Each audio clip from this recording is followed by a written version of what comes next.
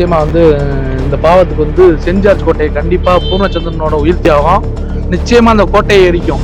இந்து மத உணர்வை புண்படுத்தும் விதமா தொடர்ந்து இந்த திமுக ஆட்சியாளர்களோட செயல்பாடு நிச்சயமா பூர்ணச்சந்திரன் உயிர் தியாகத்துக்கு அனைத்து இந்துக்களும் தமிழ்நாடு முழுவதும் ஒன்று சேர்ந்து நிச்சயமா கார்த்திகை தீபத்தை உயர்நீதிமன்ற உத்தரவுப்படி அமல்படுத்துவோம், ஏத்துவோம் அப்படின்னு உறுதியளிச்சுக்கிறோம். திருப்பரங்குன்றம் மலையில் தீபம் ஏற்ற வலியுறுத்தி உயிர் தியாகம் செய்த பூர்ணச்சந்திரன் மரணம் திமுக அரசுக்கு அடிக்கும் சாவுமணி. ஹைகோர்ட் வழக்கறிஞர்கள் கண்ணீர். ஹைகோர்ட் உத்தரவை காலில் போட்டு மிதிக்கும் திமுக அரசு. என்னோட பேர் சரவணன். நான் ஹைகோர்ட்ல அட்வொகேட்டா இருக்கிறேன். நண்பர் பூர்ணச்சந்திரன் இன்னைக்கு இறந்து விட்டாரு. இவர் எனக்கு மதியம் ஒரு 3:26 மெசேஜ் அனுப்பியிருந்தாரு, வாய்ஸ் மெசேஜ் அனுப்பியிருந்தாரு. அதை கேள்விப்பட்ட உடனே நான் ஃபோன் அடிக்கிறப்ப போலீஸ் ஸ்டேஷன்லேருந்து எனக்கு பேசினாங்க. விவரம் எதுவும் தெரியாது எனக்கு. அதுக்கப்புறம் இங்கே ஸ்டேஷனில் விசாரிச்சதுக்கப்புறம் இந்த மாதிரி இறந்தாங்கன்னு சொல்லி பாடியை கூட்டி போய் மார்ச்சரில் காமிச்சாங்க. இவர் இறந்தது இந்த மாதிரி திருப்பரங்குன்றம் தீபம் ஏற்ற விட மாட்டேங்கிறாங்க, உயர்நீதிமன்ற தீர்ப்பை மதிக்க விடாமல் செயல்படுறாங்க அப்படிங்கிற அடிப்படையில் சொல்லி, சாமி இல்லைன்னு சொன்ன பெரியார் சிலை அவர் முன்னாடியே நான் என்னையே தீபமாக ஏற்றிக்கிறேன்னு சொல்லி எரிஞ்சிருக்காரு. பதிவில் தான் இருக்குது. இது எனக்கு அனுப்பலை, என்னோட சேர்ந்து 4-5 பேருக்கு அனுப்பியிருக்காரு. அது இன்னும் போலீஸ் தரப்பில் தான் இருக்குது. தகவல் எதுவும் தெரிவிக்கல இப்போ வரைக்கும். எத்தனை மணிக்கு அந்த ஆடியோ வந்திருக்கு? நீங்கள் யதார்த்தமாக நீங்கள் பார்த்தீங்களா? அதை பார்த்துட்டு அவரை ட்ரை பண்ணி அவர் நம்பருக்கு ட்ரை பண்ணீங்களா? என்ன நடந்துச்சு? 3:26 எனக்கு பதிவு வந்திருக்குது.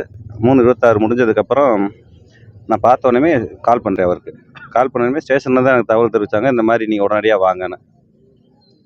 இறக்கிறதுக்கு முன்னாடியே ஆடியோ போட்டிருந்தாரா இல்லை இப்படி? ஆடியோ போகிறப்போ உயிரோடு தான் வந்திருப்பாரு. இல்லை அனுப்பிவிட்டு அடுத்த இமீடியட்டா ஸ்டேஷன்ல விசாரிச்ச வகையில 3:00 நடந்திருக்குமா சொல்றாங்க. அங்க இருந்து எல்லாமே 3:26 ஒரு 4-5 பேருக்கு அனுப்பியிருக்காரு. அனுப்பிட்டு இந்த வேலையை இமீடியட்டா பண்ணியிருக்காரு. காவல்துறை விசாரணையில என்ன சொன்னாங்க, எப்படி பண்ணிக்கிட்டாரு, என்ன மாதிரி பண்ணாரு அப்படின்னு சொல்றாங்க. இந்த மாதிரி கதவை உள்ளபடி பூட்டிக்கிட்டு அவர் பண்ணியிருக்காரு அப்படிங்கிற மாதிரி சொன்னாங்க. ஆமா, பெட்ரோல் மாதிரி சொன்னாங்க. பெட்ரோல் ஊற்றி இறந்துட்டார். உங்கள்ட்ட இது சம்பந்தமா ஏற்கனவே எதுவும் பேசி இது வரைக்கும் எதுனாலும் பேசினது கிடையாது, எந்த தகவலும் சொன்னதில்லை. உங்களுக்கு எப்படி உறவினரா நண்பர்? எந்த கட்சியிலே இல்லை, எந்த கட்சியிலே இல்லை. அவர் சிவபக்தர். அமாவாசை தவறாம சதுரகிரி மகாலிங்கம் கோயில் வருவார். ஆன்மீகத்தில் ரொம்ப ஈடுபாடு கொண்டவங்க. அவங்க வீட்டில் ஆரம்பத்துலேருந்து இன்னைக்கு காலைல என் கூட வரப்போ கூட அவர் கந்தசஷ்டி கவசம் பாடிட்டு தான் வந்தார். அப்போ கூட நமக்கு புரியலை. சம்பவத்துக்கு அப்புறம் தான் இப்போ அவர் பாடினதே புரிய வருது. அவங்க என் கூட கரிமேடு போலீஸ் ஸ்டேஷன் கூட வந்தார். வேறு வேலையாக என்னோட சொந்த அலுவல் பணி விஷயமா நான் போயிருந்தேன், அதுக்காக வந்தார் கூட. என் கூட சாப்பிட்டுட்டு தான் வந்தார். சாப்பிட்டு தான் இங்கே தன்னோட சொந்த வேலையாக வரைஞ்சு தான் வந்தார். வந்தவர் இந்த பண்ணியிருக்காரு. இது சம்மந்தமாக என்கிட்ட இதுக்கு மாதிரி பேசவும் இல்லை. இந்த திருப்பரங்குன்றம் தீபம் ஏற்ற பற்றிலாம் அதை பற்றி இது வரைக்கும் என்ன பேசவே இல்லை. இந்த பதிவை கேட்டதுக்கப்புறம் தான் இவ்வளோ தெளிவாக பேசுனாருன்னா இவர் நல்லா படிச்சிருக்காரு, விஷயத்தை தெரிஞ்சு வச்சிருக்காரு. ஆனால் இதுக்கு முன்னாடி இது சம்மந்தமாக என்கிட்ட பேசுனதில்லை. எனக்கு அலுவல் பண்ணியிருந்தாலும் நான் அதிகமாக வேலையில் தான் கான்சென்ட்ரேட் பண்ணிட்டு இருந்தேன் இப்போ இவ்வளோ இடைப்பட்ட நாட்களில். இந்த பாவம்லாம் திமுக அரசு சும்மா விடாது. நிச்சயமா இந்த பாவத்துக்கு சென்ட் கோட்டையை கண்டிப்பா பூர்ணச்சந்திரனோட உயிர் தியாகம் நிச்சயமா அந்த கோட்டையை எரிக்கும்.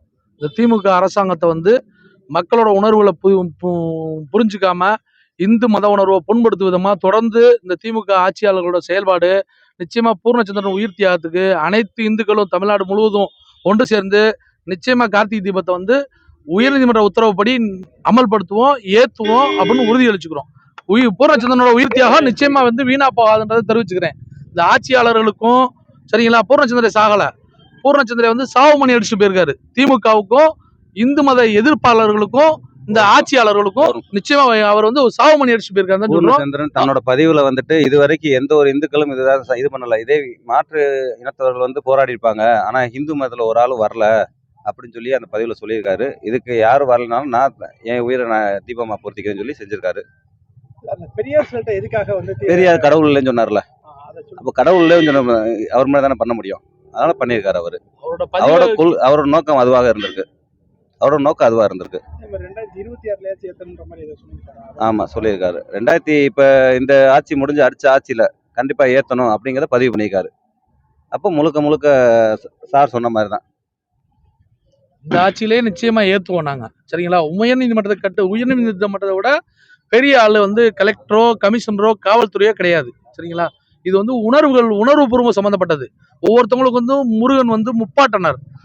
மதுரையில இப்போ வந்து பூர்வ தமிழ் குடி மக்களுக்கு எல்லாத்துக்கும் கடவுள் வந்து முருகன் தான், முப்பாட்டன் முருகன் தான். அந்த முருகனோட மலையில வந்து தீப ஏத்த விடல அப்படின்றதுக்காக தான் அவர் உயிர் தியாகம் பண்ணியிருக்காரு. அவர் சொன்னதே என்ன சொல்லிருக்காருன்னா, நான் போய் அந்த இதை வந்து திருப்பரன்ற மலையில தான் நான் வந்து தற்கொலை பண்ணலாம்னு நினைச்சேன்.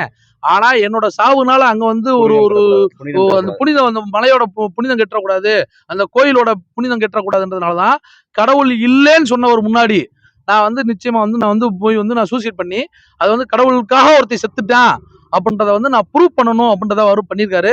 அவரோட உயிர் தியாகம் நிச்சயமா வீண் போகாது. நிச்சயமா தமிழ்நாட்டுல இல்ல, உலகத்துல உள்ள அனைத்து இந்துக்களும் இதுக்காக கண்டிப்பா ஒண்ணு சேருவாங்க. ஒற்றுமையா மிகப்பெரிய அளவுல, தமிழ்நாடு அளவுல மிகப்பெரிய அளவுல போராட்டம் நடக்கும். நிச்சயமா வந்து திருப்பன்ற மலையில தீபத்தூண்ல உறுதியா இந்த வருஷத்துக்குள்ளே நாங்க வந்து தீபம் ஏத்தோம்னு உறுதி எடுத்துக்கிறோம். பூர்ணச்சந்திரனோட உயிர் தியாகம் நிச்சயமா வீண் போகாது. அவர் வந்து அவர் சாகல. அவர் வந்து எங்களுக்குள்ள இருக்க உணர்வுகளை தட்டி எழுப்பி எங்கள்கிட்ட வந்து அந்த உணர்வுகளை விதைச்சிட்டு போயிருக்காரு. அந்த விதையை வந்து நாங்க அறுவடையா மாற்றுவோம்னு சொல்றோம். திமுகவுக்கும் இந்த தீய சக்தி அரசாங்கத்துக்கும் நிச்சயமா அது வந்து சாவு மணியா தான் இருக்கும். 2026 நிச்சயமா தமிழக மக்கள், தமிழக இந்துக்கள் இதுக்கான பதிலை நிச்சயமா சொல்லுவாங்கன்னு நம்புறோம். முருக கணேசன், வழக்கறிஞர்.